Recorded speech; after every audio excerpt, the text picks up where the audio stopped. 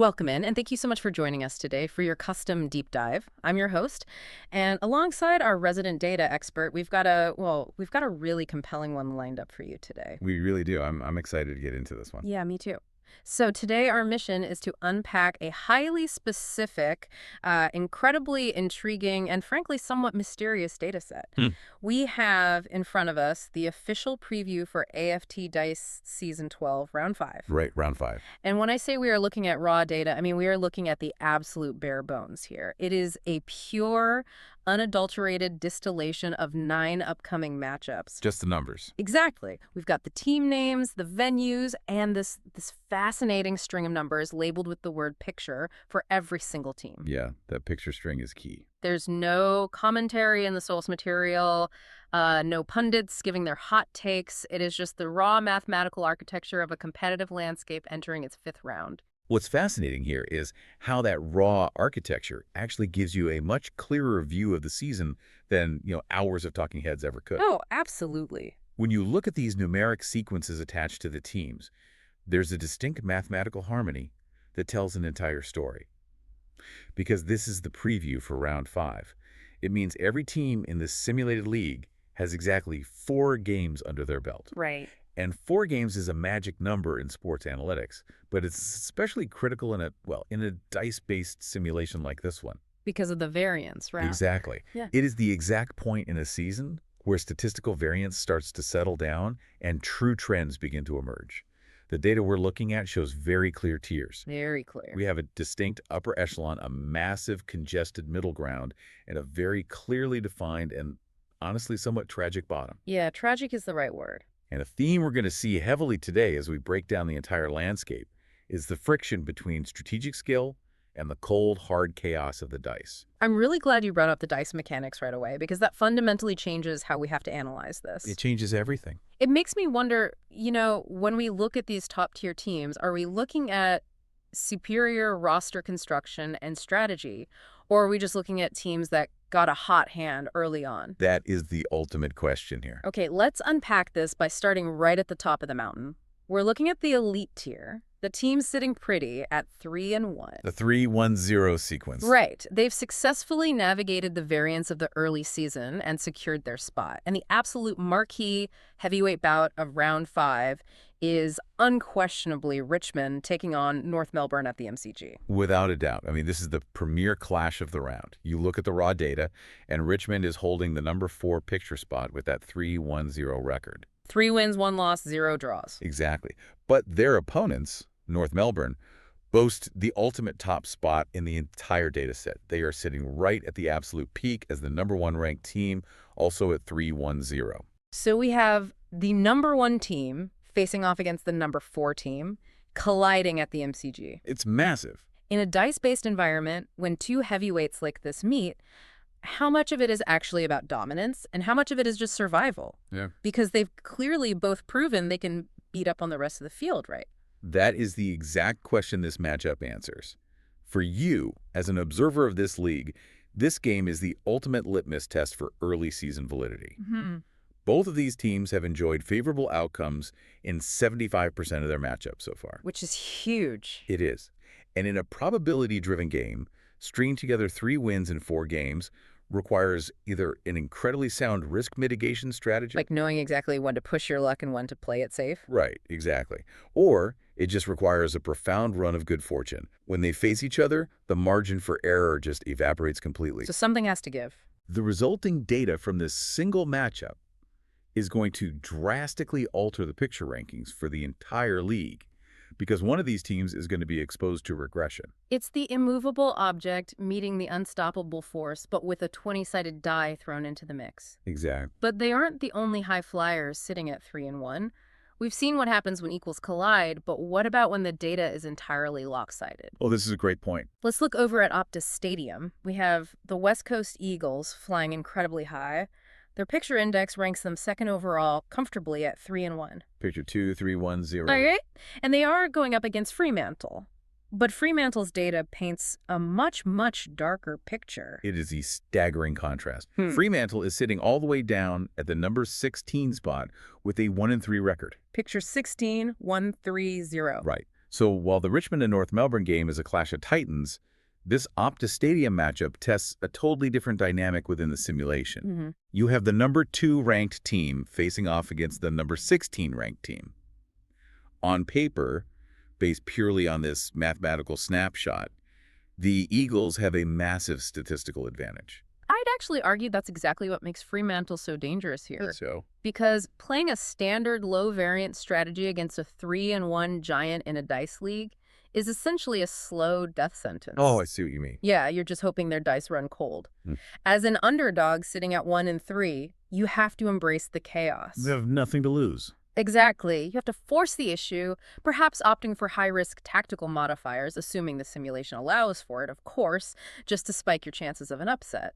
That is spot on. A team backed into a corner with a 1-3 record brings a very specific, highly volatile energy to a matchup. They're desperate. If you are Fremantle, you cannot play a conservative game. You have to introduce higher variance into the simulation and just pray the dice spike in your favor. And we see similar structural tests for the other top-tier teams taking on mid- to lower-tier opponents, don't we? We do. Down at the Adelaide Oval, the Adelaide Crows are holding strong as the number 3 ranked team at 3-1. Picture 3-3-1-0. Right. And they're hosting the Geelong Cats, who are sitting lower down at 8th with an even 2-2 split. Picture 8-2-2-0. Yep. And we get a mirror image of that pattern over at the SCG. You have Hawthorn ranked 5th with their own 3-1 sequence going into the territory of the Sydney Swans. And the Swans are ranked 14th, also sitting on a 2-2 record. Right, picture 14-2-2-0. These games are fascinating because they really test the consistency of those top-ranked teams. Absolutely. If you are Adelaide or Hawthorn, you've built this beautiful early-season buffer, but to maintain that elite status, you have to consistently dispatch the team sitting below you. You have to prove that your 3-1 start was skill-based and not just an early statistical anomaly. Exactly. The true test of a top-tier team in a tabletop sports environment isn't just beating the other great teams. It's avoiding the random, variance-driven upsets from the middle of the pack. Right. You have to grind out wins when the dice inevitably try to force you back to the mean. Well, here's where it gets really interesting, though. You mentioned the middle of the pack. And when we look at this data set for round 5, there is a massive statistical anomaly staring right at us. It's impossible to ignore. There is an enormous cluster of teams perfectly balanced at 2-2. It is a massive logjam right in the dead center of the rankings. It is arguably the most critical part of this entire data set, and it's why it is so vital for you to understand what a 2-2 record actually represents in a simulated environment like this. Break that down for us. A 2-2 record is a state of absolute maddening equilibrium. In a dice league, equilibrium usually implies that a team is performing exactly as the baseline probabilities dictate. They aren't exploiting the system, but the system isn't punishing them either. Right. However, equilibrium cannot last. When you have this many teams with identical records, these round 5 matchups become the ultimate tiebreakers. It's the moment where the pack violently separates. And the scheduling gods have given us an absolutely incredible setup to watch this separation happen, specifically at the MCG. Oh, the doubleheader? Yeah, we have a massive doubleheader of 2-2 teams clashing at that single venue. First, you have Collingwood, currently ranked 12th, taking on the Brisbane Lions, who are sitting at 6th. Both perfectly even at 2 wins and 2 losses. Picture 12-2-2-0 versus picture 6-2-2-0. It makes me wonder, in a dice-based environment, when 2-2 teams meet, are we watching them fight for the top tier, or are we just watching statistical variance try to flatten them both back to average? That is the philosophical debate of the mid-tier. Think about the stakes of this specific Collingwood and Brisbane matchup. Right. We know these are 2 clubs with massive real-world pedigree, often clashing in high-stakes finals. But here, reduced to the cold, hard math of a 2-2 start, one of them is going to walk away from the MCG with a winning record. Suddenly knocking on the door of the elite. While the other is going to fall below a 50% win rate, Yeah. tumbling down the rankings and suddenly facing the reality that their season is slipping away. Wow. It forces us to ask, which of these teams is a quote-unquote fake 2-2, and which is a real 2-2? Right. Did Collingwood get exceptionally lucky with a few early rolls just to scrape together those 2 wins, meaning they are actually a bottom-tier team masquerading in the middle? Or are the Brisbane Lions actually a top-tier team that suffered a couple of mathematically improbable bad beats, and they are about to unleash hell and regress positively? That is the exact tension. And right after that, at the exact same venue, we get another perfect mirror image. Melbourne facing Essendon. Right. Melbourne ranked 9th, facing Essendon ranked 13th. Right. Both, again, sitting on that 2-2 fence, playing at the MCG, waiting to see which side of the probability curve they fall on today. The volatility here is absolutely off the charts. When you look at this middle tier, you are looking at the most unstable element of the entire data set. Without a question. And it stretches beyond the MCG. We see the GWS Giants holding the number 10 spot, hosting the Gold Coast Suns, who are number 7, at Giant Stadium. Both are part of that 2-2 cluster. Exactly. And rounding out this muddy middle, we have Carlton at number 15, squaring off against Port Adelaide at number 11, over at Marvel Stadium. It's almost mathematically improbable how many teams are sitting on exactly 2 wins and 2 losses heading into this specific round. It really tells you that the competitive balance of this AFT Dice League is incredibly tight. Yeah. The standard deviation between the best team and the worst team might actually be razor thin. Right, but if we synthesize this data, what it really tells us is that round 5 is the great sorting mechanism of season 12. It's the filter. By the time the dice stop rolling at the MCG, Giant Stadium, and Marvel Stadium, this massive logjam will be completely shattered. Half these teams will graduate to contenders, and half will sink into the danger zone. The landscape is going to look completely unrecognizable once these tiebreakers are resolved. It is the crucible of the season. It really is going to be a completely different map. Now, I want to shift the tone for a moment. Okay. Because while we have talked about the elites fighting for dominance and the massive middle of the pack fighting for separation, there is one matchup at the very bottom of this data set that carries a very different, very heavy kind of weight. Bottom of the barrel. I want you to just imagine the sheer, unadulterated misery of being a fan of one of these teams right now. Down at Marvel Stadium, we have St Kilda taking on the Western Bulldogs. If we connect this to the bigger picture, this is the matchup that really jumps off the page if you're looking for pure, desperate stakes. The numbers are incredibly grim. They really are. The source data places St Kilda squarely at the bottom. They're the dead last 18th ranked team with an 0-4 record. Picture 18-0-4-0. And their opponents, the Western Bulldogs, are sitting right next to them at 17th, also suffering through an 0-4 start. Picture 17-0-4-0. It is the absolute worst possible start a team can mathematically have entering round 5. 0 wins. 4 agonizing losses. Yeah. To go 0-4 in a simulation that fundamentally relies on chance means one of 2 things is happening. Okay, what are they? Either the strategy being deployed by these teams is fundamentally broken and mathematically flawed, or they're experiencing a run of statistical cruelty that just defies the law of large numbers. Right, and you have to think about the psychology of a fan tracking a simulated season like this. It's brutal. You're sitting there watching the digital or physical dice roll, essentially screaming at a piece of plastic because your team cannot buy a win. Yep. You start falling victim to the gambler's fallacy. The fan base is undoubtedly crying out, we are statistically due for a win. The dice have to turn. Of course they are. But the cold reality of probability is that the dice have no memory. Really? The odds of winning Game 5 are completely independent of losing Game 4. Exactly. The dice do not care that you are 0-4. No, they don't. But because they are playing each other in this round, the data guarantees us something truly compelling. Right. The mathematical anomaly is going to break for one of them. Assuming there isn't a draw, which neither has experienced yet, one of these fan bases is going to experience the profound relief of finally erasing that 0 from their win column. They finally get to breathe. Yes. But for the loser, they sink even further into the absolute abyss of an 0-5 record. It's devastating. It is a battle of the number 18 team versus the number 17 team for sheer survival. Mm-hmm. It might not be the highest quality of tactical play compared to the Richmond and North Melbourne clash, but in terms of desperation and the sheer psychological weight of trying to reverse a mathematically cursed season, it is arguably the most intense matchup of the entire round. It is a phenomenal narrative entirely generated by a string of numbers. Right. We don't need any color commentary from the source material. The ranking of 18 versus 17 and the shared 0-4 records tell the entire story of that game. It's a fight to prove you aren't the worst team in the simulation. Exactly. The Desperation Bowl. It is brutal, but you cannot look away.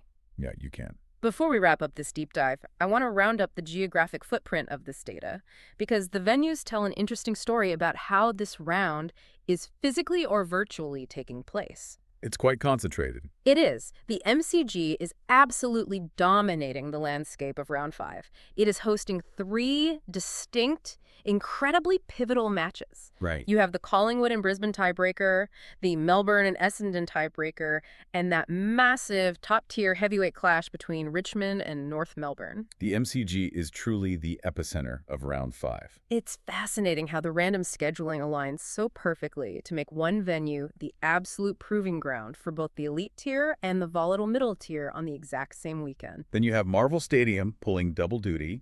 It is hosting the Carlton and Port Adelaide middle tier clash, and of course that St Kilda and Western Bulldogs desperation match we just broke down. And finally, you have the single game host stadiums completing the picture across the map. Optus Stadium, Giant Stadium, the SCG, and the Adelaide Oval. Right. So what does this all mean? What this means for you as you look at this information is that mapping out data like this is incredibly valuable. Yeah. We were handed a very simple, very raw list of 9 games, just names, places, and a cryptic numeric picture sequence. And that's it. But by simply understanding the context of those numbers, we can instantly identify the elite teams that have conquered early variance. We can identify the intensely competitive, highly volatile average in that massive 2-2 cluster. Right. And we can pinpoint the struggling teams fighting for their mathematical lives at the bottom. It proves that you do not need to be buried in information overload. You don't need endless opinion pieces or thousands of granular statistics to understand a competitive landscape perfectly. The raw data really does speak for itself. The raw data, when read correctly, gives you the entire narrative structure of the season. It really does. We have literally mapped the entire emotional and competitive journey of Round 5 just by looking at a few numbers. Yes, we have. From the dizzying high probability heights of North Melbourne, sitting at the absolute peak, all the way down through that incredibly congested middle pack, waiting for the great sorting mechanism to separate them. Straight to the absolute critical survival clash between St Kilda and the Bulldogs at the bottom. It is all right there in the data. It is. And I want to leave you with one final thought to mull over on your own, something that builds on the specific mechanics of this universe. Okay, let's hear it. We've talked a lot today about variance, and the data set we just analyzed is for AFT Dice Season 12. The word dice is the linchpin of everything we've discussed. Right. If a competitive season is simulated or determined by the roll of dice, it fundamentally challenges our entire perception of skill versus luck. It really forces you to ask if skill even exists in this format, or if it's purely an illusion created by risk management. Precisely.